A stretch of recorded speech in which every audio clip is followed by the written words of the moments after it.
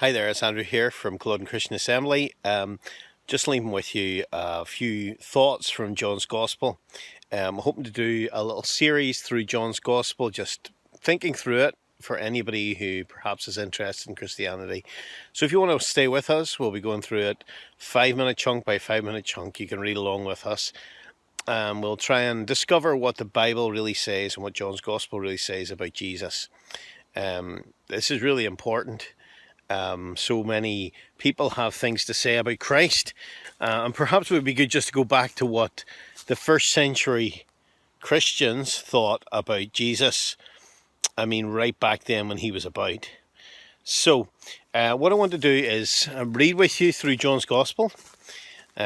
First of all, we'll just think of John's purpose in writing the Gospel. Why did he do it anyway?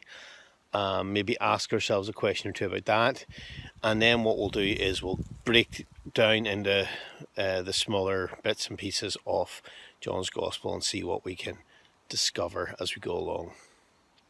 So first of all, when you're reading John's Gospel, it's almost good to go to nearly the end and find a little verse in chapter 20 which tells us what it's all about.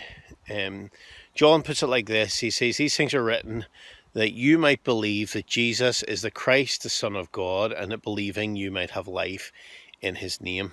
So this tells us something about the writer, John, and what he really believed, and why he wrote what he wrote, and why he gave to us the great miracles he did in his book. He wanted us to understand about Jesus, but he wanted it to impact our lives as well. Listen to what he says. I want you to understand that Jesus is the Christ, that's the Messiah, the chosen king that God would bring into the world through Israel, through the Abrahamic seed. I want you to understand he's the Messiah.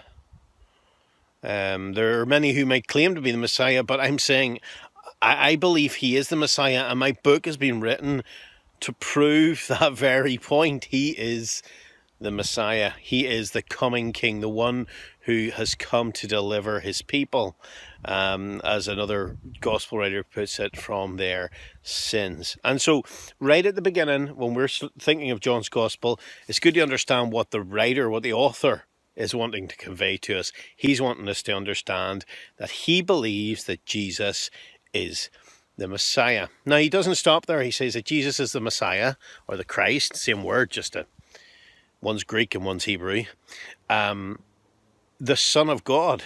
So he says, now listen, the Messiah is not just any person. He's actually the Son of God. Now, we'll have to unpack what he means by that. But what we're going to find out as we go through is that John realized that Jesus wasn't just a human Messiah. He was truly human, but he was more than that. He was God's Son come down into this world. And so he wanted people to understand this about him. Now, you might say, well, that's interesting enough, to have an intellectual discussion on whether Jesus was who he claimed to be, whether he was truly the Son of God, is a nice thought, but I'm not really that interested in theology. Well, he doesn't end there, and that's really where I want to come back to it again, because he says, these things are written that you might believe that Jesus is the Christ, the Son of God. And then he says, and that believing you might have life in his name. You see, one thing comes across really clearly from John's Gospel into this. John really believed that Jesus could give life. And he believed that life would be yours, mine, whatever, this special life that Jesus was offering. It could be ours through simply accepting what Jesus said and trusting in him. So he says, now listen, the reason why I'm telling you these things, that you might believe that Jesus is the Christ, the Son of God, and believing you might have life in his name. So he's saying, listen, you can have this life, and it's in the authority, in the name of this Jesus, the Christ, the Son of God.